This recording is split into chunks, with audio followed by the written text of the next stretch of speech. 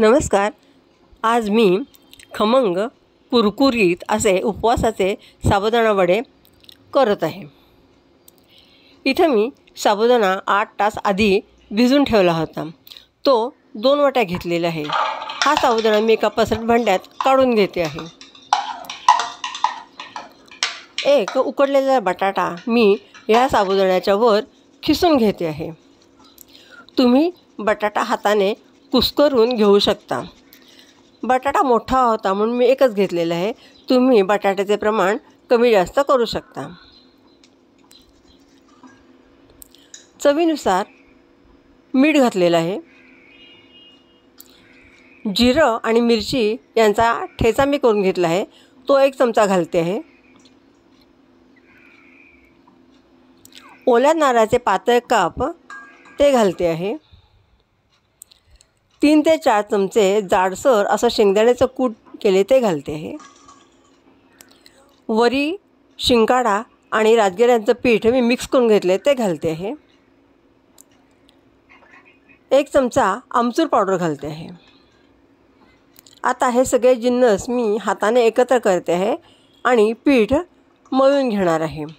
यामध्ये पाण्याचा वापर करायचा नाही आहे. बटाटा आणि भिजवलेला साबुदाणा यांच्यातील ओलावा पुरेसा असतो.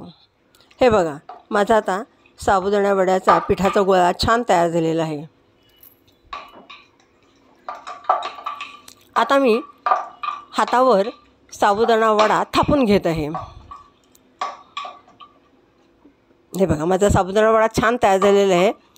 मला पाणी किंवा तेल काहीही वापरावं लागलं नाही आहे. इथं मी सगळे वडे थापून घेत आहे.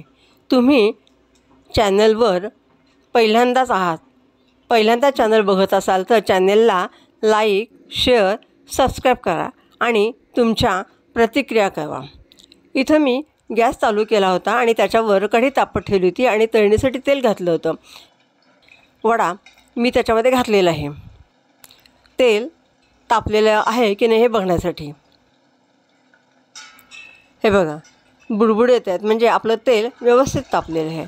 आता इथे मी साबुदाणा वडे हळूहळू सोडून घेते आहे. तेल अंगावर उडणार नाही ना, याची काळजी घ्यायची आहे. जसजसे बुडबुडे कमी होतील आणि वडा थोडासा वर येईल तेव्हाच आपल्याला वडा उलटा करायचा आहे, उलटून घ्यायचा आहे.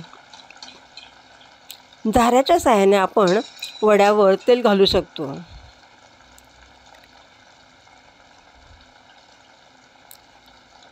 वडा अजिबात फुटलेला नाही आणि तेलात विरघळलेला पण नाही आहे, म्हणजेच आपला वडा खूप छान झालेला आहे.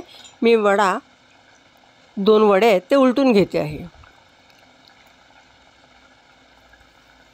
इथं वडे मी सोनेरी रंगावर तळून घेणार आहे.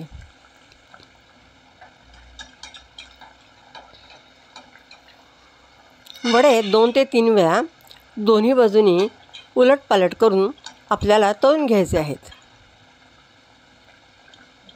हे बघा, छान कलर आलेला आहे, मस्त. आता मी वडा काढून घेते आहे.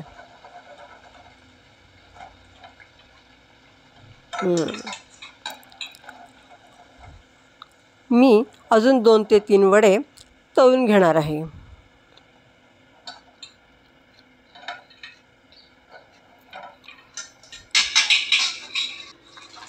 हळूहळू मी वडे सोडून घेते आहे.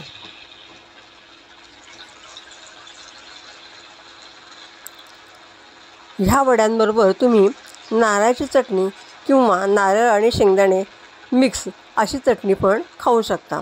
मी इथं साईचं दही 1 वाटी घेतलेलं आहे.